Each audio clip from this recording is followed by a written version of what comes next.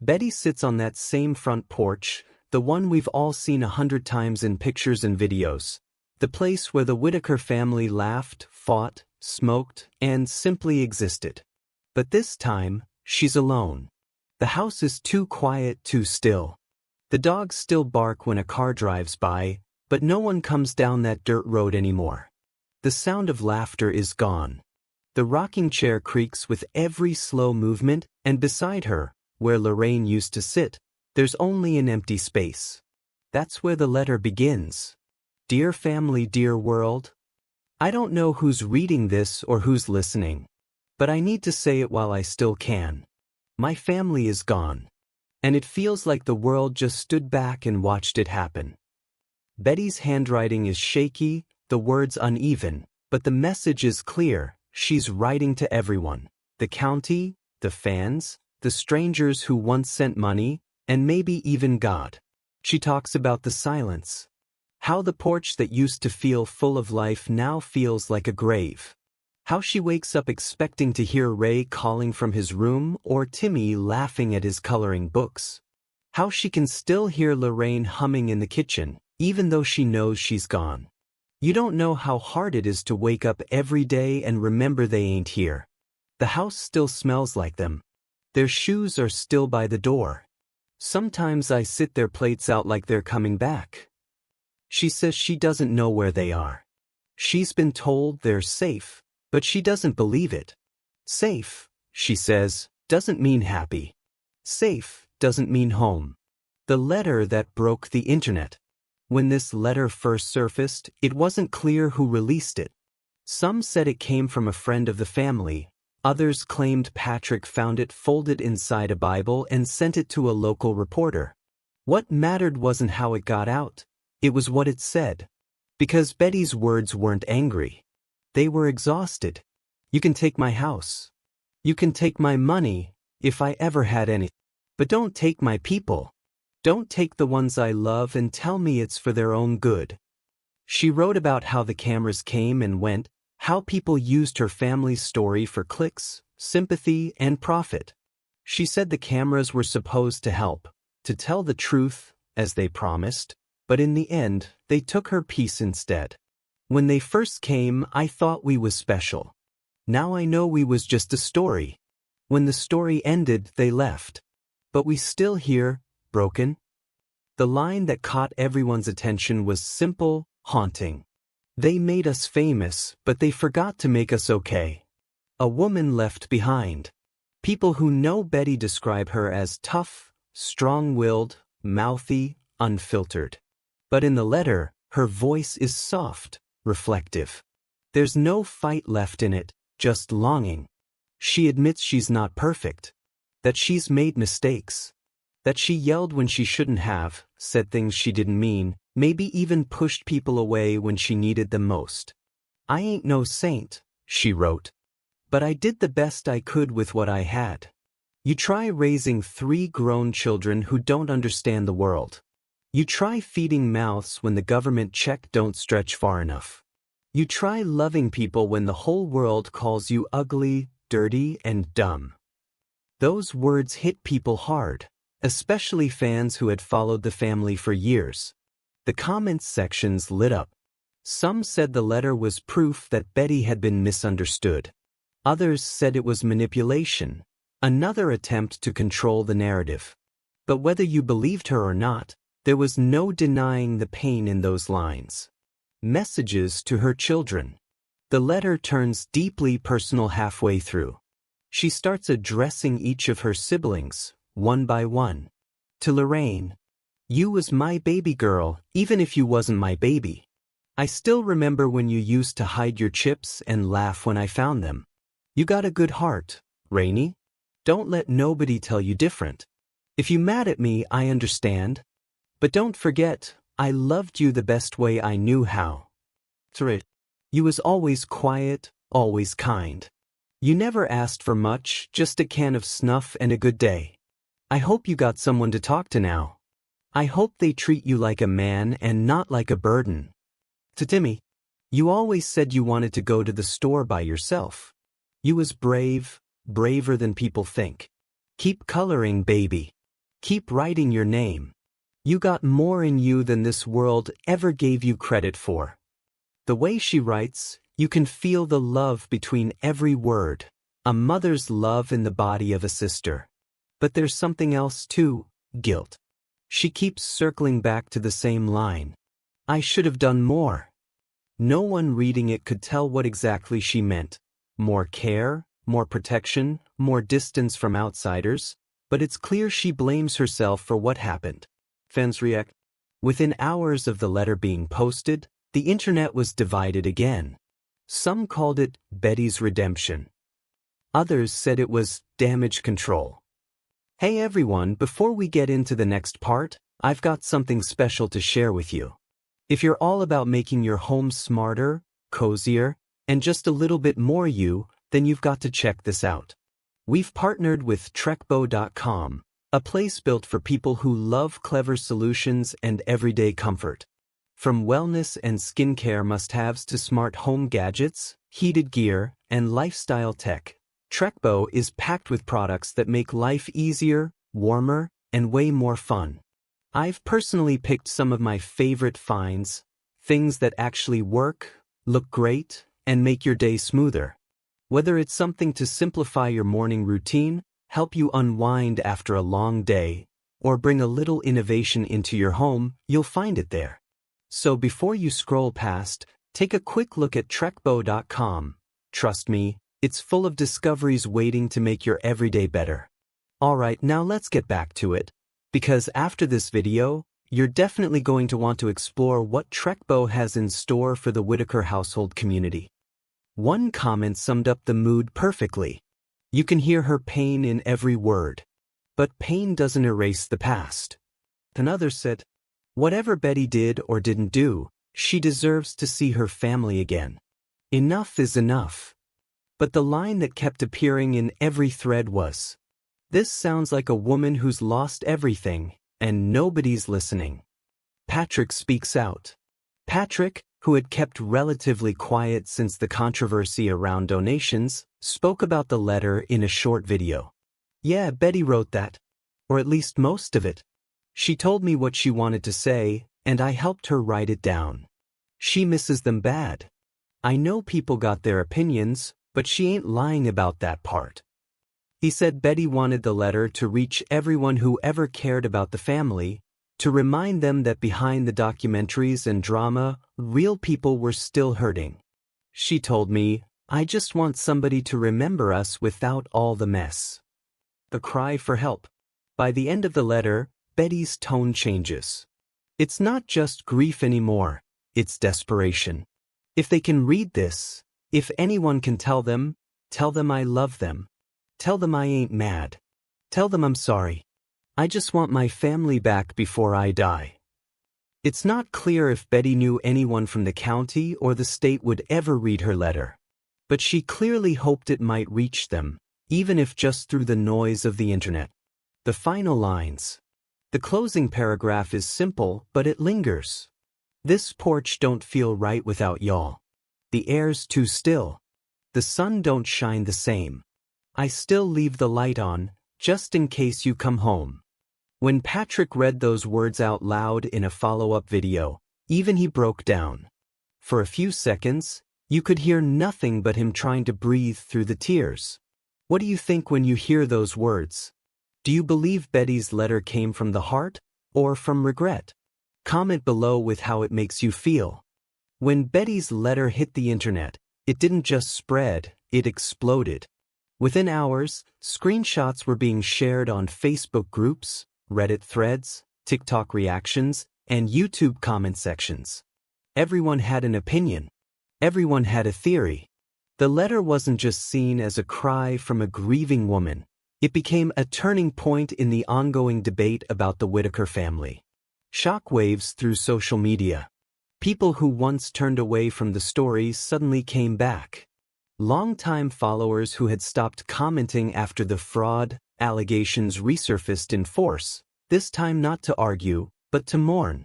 One viral post read, "You can feel her pain through every word. I don't care what you think of her. This is a mother begging for her children back." But not everyone saw it that way. Critics began picking apart the letter line by line, questioning the authenticity of Betty's handwriting, the phrasing, even the emotional tone. "Betty never talked like this," one person wrote. "Someone helped her write that. It sounds too polished." Still, others defended her fiercely. "Who cares if someone helped her? She still meant it. You can't fake that kind of hurt."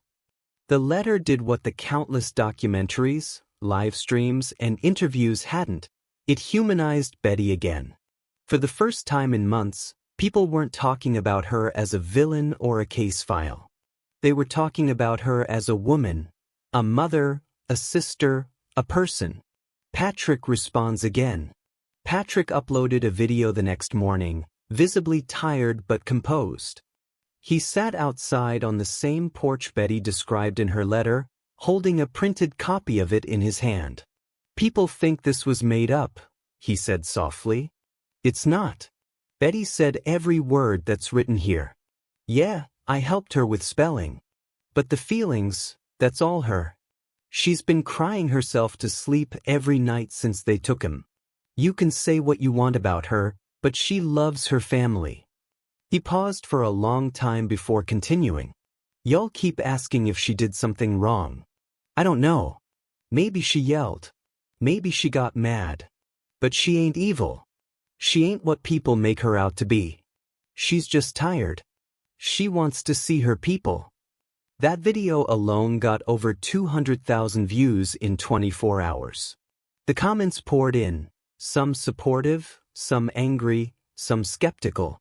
But one thing was certain, people were listening again. The fans take action. After the letter spread, fans began organizing. One woman in Kentucky started an online petition titled, "Bring the Whittakers Home." Within 2 days, it had nearly 10,000 signatures. The petition demanded transparency from the county handling the case. They wanted to know why Betty had been separated from her family for so long and what the long-term plan was for Ray, Lorraine, and Timmy. Another Facebook group, Justice for the Whittakers, started collecting letters of support from fans all over the country. Some wrote heartfelt notes addressed directly to Betty. "You are not alone. We believe you deserve another chance. Family belongs together, no matter how broken. I'm praying for you, Miss Betty. You're stronger than you think." Others shared their own stories, tales of losing loved ones to the system or being judged for living in poverty. For the first time, Betty's story wasn't just her story. It became a mirror for many others who felt forgotten and misunderstood. A ripple effect of empathy. The letter also caught the attention of advocates for adults with disabilities. Several nonprofit organizations released statements calling for compassion in how families like the Whittakers are treated.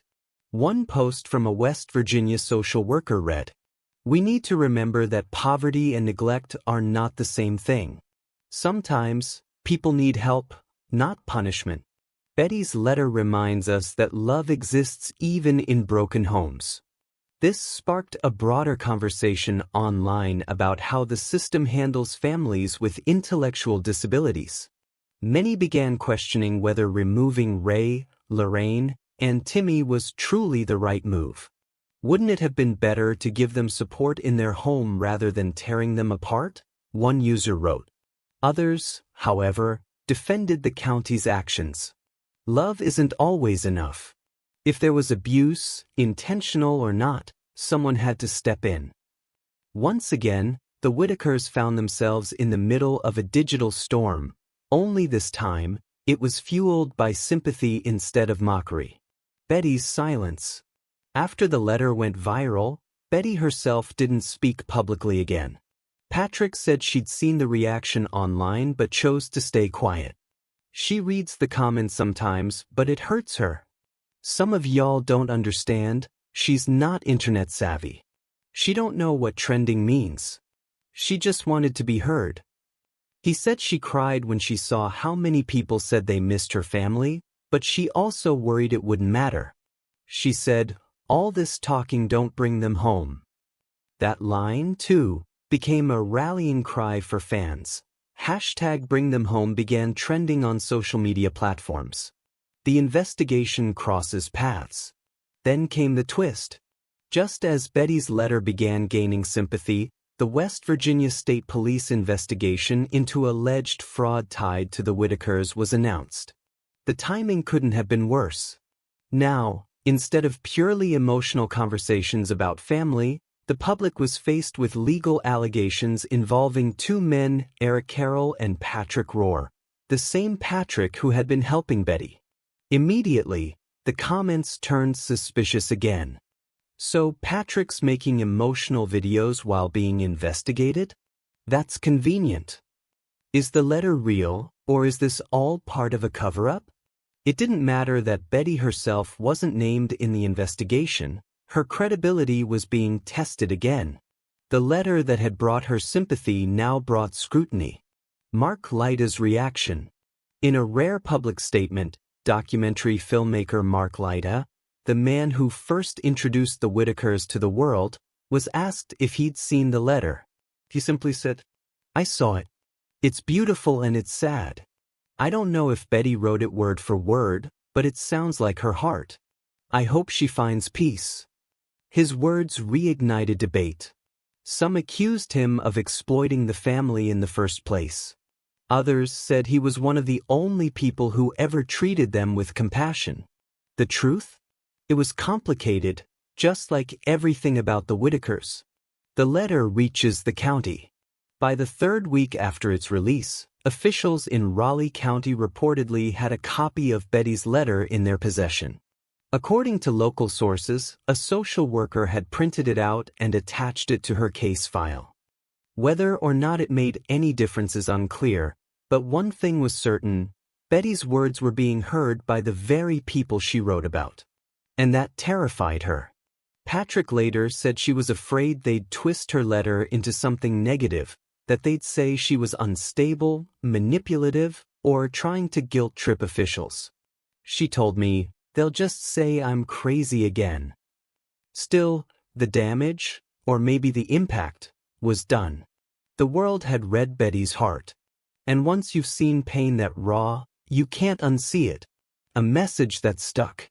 In the end, whether people believed her or not, the letter became symbolic. Not just for the Whittakers, but for anyone who's ever felt unheard. "Don't take my people," she'd written. "Don't take the ones I love and tell me it's for their own good." Those words have now been quoted, stitched into videos, printed on shirts, and shared by strangers across social media. They're more than a plea, they're a challenge. A reminder that even those we don't understand still deserve compassion, connection, and dignity. How did Betty's letter make you feel? Did it change the way you see her or the family? Comment below with your honest thoughts. Because sometimes, empathy starts with listening.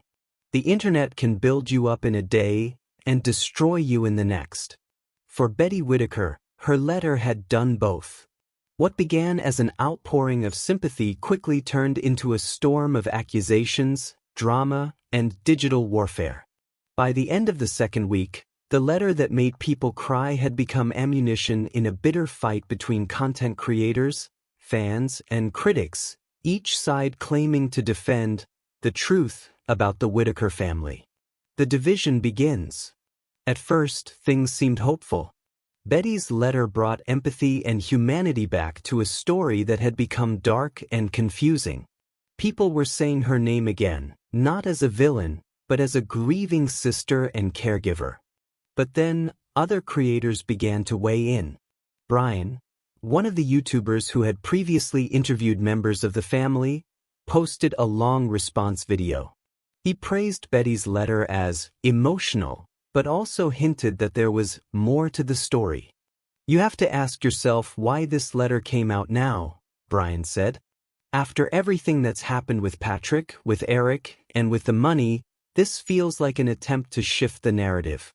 I'm not saying Betty didn't write it, I'm saying timing matters." That single statement lit a match. Fans who had rallied behind Betty turned against Brian overnight. His comment sections filled with anger and disbelief.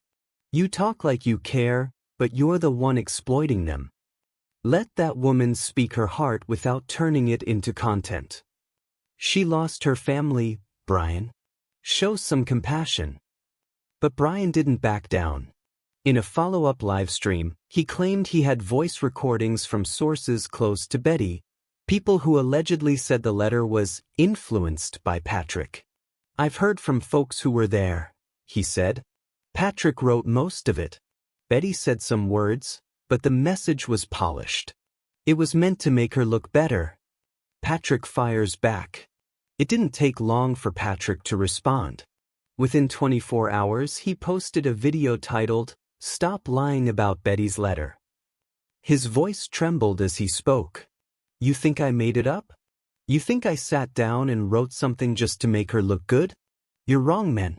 You weren't there when she cried over every line. You weren't there when she said she missed her family. You weren't there when she told me she'd give up everything just to see them one more time. He paused, visibly shaking his head. You call it fake. I call it love. Fans flooded his video with thousands of supportive comments. Some even began attacking Brian directly online, accusing him of spreading lies for views. The tension grew, and it wasn't just between creators anymore. Viewers began splitting into factions, Team Betty versus Team Brian. What had started as a heartfelt plea had now turned into a digital civil war. The hate floods in. Betty herself had no control over any of it. Patrick said she was aware of the fighting online, but that she avoided watching most of it. She don't understand why people are fighting over her letter, he explained. She just wanted to talk to her family. Now she's scared they'll never see it because of all this noise. But the noise kept growing. Troll accounts started posting edited versions of her letter with fake sentences inserted, lines suggesting things Betty never said. Some claimed she confessed to abuse. Others made her sound angry and vengeful. The false versions spread faster than the real one. On Facebook, a post claiming Betty admits to hitting Lorraine in leaked letter gained thousands of shares before it was debunked. That headline hurt more than anything else. The accusation that Betty had physically harmed her sister had already haunted her reputation. Now, people were using her own words, or versions of them, to reopen old wounds. The return of the county. Just as the internet chaos reached its peak, reports emerged that county officials had once again visited Betty's home. Patrick confirmed it in a short clip. Yeah, they came by. They asked questions about the letter. They said they'd seen it online and wanted to know who helped her write it. He sighed deeply. It's like she can't win. Every time she speaks, they turn it into another investigation. According to Patrick, Betty told them everything, that she'd written the letter because she missed her siblings, that she didn't mean to stir up controversy, that she wasn't trying to manipulate anyone. They didn't believe her, Patrick said quietly. They never do. Whether that visit was routine or something more serious, no one knows for sure. But fans began to worry that the renewed scrutiny could jeopardize any chance Betty had of seeing her family again. The public turns ugly. It's a sad reality of the internet. When tragedy meets attention, cruelty often follows. Videos began circulating with titles like Betty's Manipulation Exposed and The Truth About the Letter Fraud. Creators who had once supported the family now began using their pain for clicks. They replayed her words, slowed down her voice, and dissected every phrase like detectives trying to solve a crime. In one live stream, a former volunteer even mocked Betty's emotional tone. She's playing the victim again, he laughed. If she really cared, she'd clean up that house and stop blaming everyone else. The laughter cut deep. Fans pushed back in the comments, calling out the cruelty, but the damage was done. The empathy that had briefly surrounded Betty's story began to curdle into skepticism. Supporters hold the line. Despite the negativity, Betty's loyal supporters refused to give up on her. They began organizing online vigils, digital porch nights, where people would light candles and post photos with captions like, "We hear you, Betty. Home isn't the same without family. Love louder than the hate." Some even started mailing physical letters to her local post office, addressed simply to Betty Whittaker, Odd, West Virginia. Patrick later showed a stack of envelopes in one of his videos. "She can't believe people care this much," he said. "She just keeps saying, 'I thought the world forgot about us.'" For all the chaos online, those letters brought her something real: connection. Creators at war. Behind the scenes, the creator community covering the Whittakers became more divided than ever. Some stopped making videos entirely, saying the situation had crossed a moral line. Others doubled down, claiming the truth still hadn't come out. Eric, who had largely stayed silent after his own fallout with the family, released a short statement on social media. "This is all sad," he wrote. "I hope Betty finds peace. But y'all need to remember that not everything on the internet is real. Be careful what stories you believe." That message reignited old grudges. Patrick responded immediately in a now-deleted post. Eric talking about truth? He's the last one who should say anything about honesty. The feud between the men who once claimed to care for the same family was fully back on display, and once again, the Whittakers were caught in the middle. Betty withdraws. By the end of the month, Betty stopped leaving her porch. Patrick said she barely spoke, spending most of her time staring at the empty chairs where her siblings once sat. "She told me, they turned my letter into a weapon." He said she still believed someone, maybe Lorraine, maybe one of the social workers, might see it and understand. But her hope was fading. "She's starting to think they ain't never coming home." For a woman who had spent her entire life fighting to keep her family together, that realization was crushing.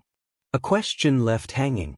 In the midst of all the noise, one question lingered like a ghost over every video, every comment, every article. Did Betty write the letter as a genuine plea, or as a last attempt to repair her image? No one could agree.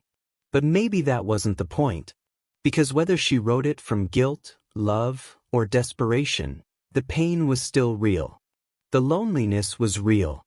The longing was real. And no amount of internet debate could erase that. How do you feel after seeing how quickly love turned into chaos? Was Betty heard, or was her message drowned by the noise of the internet? Comment below and share what you think. By the time autumn arrived in Odd, West Virginia, the world had moved on to other headlines. New scandals, new viral stories, new distractions. But for Betty Whittaker, time stood still. The porch was still her world, her place of waiting. The letter that once made her voice echo across the internet had become a memory, and yet, it still lingered, floating around in posts and videos that refused to fade away. Silence where noise once was. The chaos had quieted, but not in the way Betty hoped. No reunion. No news. No new letters from the county. Just silence. Patrick came by less often now. He said it was because the cameras did enough damage, and maybe he was right. The last few times he filmed, Betty didn't want to talk. She'd just shake her head and say, "Ain't nothing left to say." Her words had been twisted, her pain turned into content, and her sincerity into a debate topic. But even through all that, she still asked the same question every morning when she woke up: "Have you heard anything?" No one had. The internet had done what it always does: burn bright, then move on. But for the people inside the story, the consequences stayed behind. The letter lives on. Months later, someone uploaded Betty's handwritten letter in full, framed against the background of a soft Appalachian hymn. The video quietly climbed to over 1 million views. There was no commentary, no editing, just her words on screen and the sound of wind. People rediscovered the emotion of it, the raw, trembling lines, the messy handwriting, the way her words stumbled but still carried weight. You don't know how hard it is to wake up every day and remember they ain't here. It hit differently now. There were no fights, no debates, no new updates. Just a stillness. And in that stillness, her letter became something else. Not an argument, not a headline, but a piece of humanity preserved in the noise of the internet. For many, that video was their first time seeing the Whittakers without commentary or judgment. Just a family's pain written out in a trembling hand. Patrick's final words. Patrick eventually made one last video before deleting his channel entirely. He looked tired, older somehow. The porch behind him looked the same, worn wood, peeling paint, empty chairs. "I did what I could," he said quietly. "I helped her write that letter because she needed to say it. But the truth is, no letter, no camera, no YouTube money's gonna fix what happened here. Some things you just can't undo." He didn't cry, but his voice cracked when he said her name. Betty's still here, but she's not the same. When you lose everything, you start living in memories. That's all she's got left. He folded the printed copy of the letter in his hand, then looked straight into the camera. "If y'all really cared, don't forget her. Don't forget them." It was the last time anyone heard from him online. The county's quiet response. Sometime after, a small local paper in Beckley published a single-paragraph update buried beneath the classifieds. Officials confirmed that the Whittaker case remains open. Family members are currently residing in care facilities under state supervision. No additional details will be released at this time. That was it. No mention of Betty, no mention of visits, no promise of reunification. Just bureaucracy's cold stamp on a warm human story. For Betty, it was like a second loss, this time without any noise to go with it. The porch today. Neighbors say she still sits outside every evening before sunset. The dogs still bark when cars drive by, and every once in a while, she waves, even if there's no one there. There's a chair beside her with a folded blanket and a Bible resting on top. That's where Lorraine used to sit. Sometimes, Betty hums to herself, little bits of old hymns, songs her mama used to sing. The porch light is still on every night. Always the same bulb, faintly glowing through the dust. She once said, "It's so they can find their way back if they ever come home." Maybe it's superstition. Maybe it's hope. But either way, she keeps it burning. How the world remembered her. After the letter, people began writing songs, poems, and short films inspired by Betty's words. A small YouTube artist even turned her letter into a spoken-word piece titled, "Bring Them Home." One verse went, "They called us strange, they called us lost, but no one called us family. Now my home is empty air, and I'm still setting plates for ghosts." It wasn't about fame anymore, it was about memory. The story that once symbolized shock and poverty had transformed into something tender, tragic, and deeply human. Even those who once criticized Betty softened their tone over time. They began to realize that whether her letter was written from guilt or love didn't matter. What mattered was that she tried to speak, and in her own way, she spoke for everyone who'd ever been left behind. A legacy of unheard voices. In the end, Betty's letter became more than just a message to her missing family. It became a lesson about what happens when the world turns real people into entertainment. Every line she wrote was a reminder that stories don't end when the cameras stop. People still hurt. They still wait. They still hope. "Don't take my people," she'd said. "Don't tell me it's for their own good." That plea still echoes, not just from the porch in Odd, but from every family caught in systems they don't understand, every person who's been spoken about instead of spoken to. Echoes in the dark. If you drive past the Whittaker home now, it looks the same from the outside. The same slope of the roof, the same wooden steps, the same dog lying near the gate. But those who stop and listen say you can still feel something in the air. Not fame. Not controversy. Just the lingering sound of a woman who refused to stop loving her family, even when the world turned her pain into content. "This porch don't feel right without y'all," she'd written. "I still leave the light on." And she still does. Every night. Do you believe Betty's story deserved to end this way? Did her letter make you see her differently, as a woman, not just a headline? Share your thoughts in the comments and let your heart speak. Thank you for watching this video. Click here to watch another video that might interest you.